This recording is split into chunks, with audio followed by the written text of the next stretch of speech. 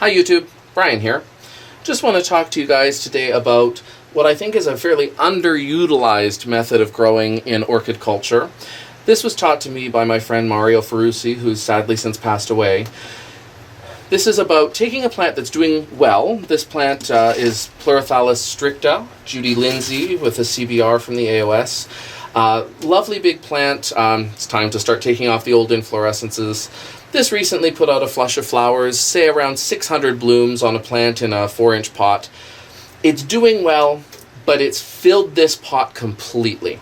And normally what you'd think you'd have to do is take it, unpot it, rip out all the old mix, repot it, and possibly set it back a little bit.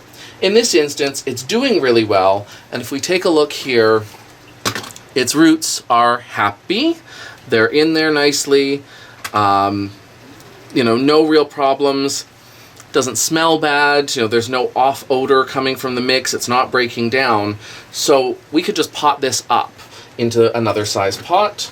I've got a nice clear pot here. I don't tend to use a lot of these, but this is about the right size that I want because it just lets me have enough room to put a little bit of mix around the edges.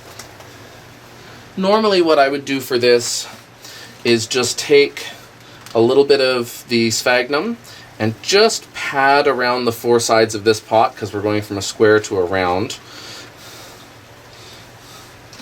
Just gently nestle it into the pot. I can use a little bit of mix here on the edge just to jam down the sides. I don't want it super tight in here because I want those roots to be able to move through.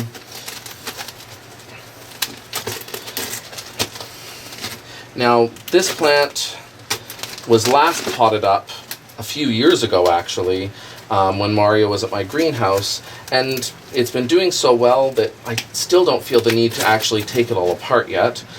So here we can see in the pot, I've still left a fair bit of room for air, but there's just enough moss just to cover and give the roots something else to grow through. It's going to hold water a little bit better than it was, be easier to get the water into now, and it can fill up a little more, and hopefully next time we'll have 1,200 flowers instead of 600.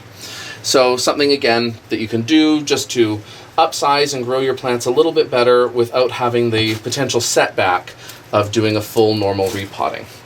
Hope that was helpful, people. Enjoy the rest of your day.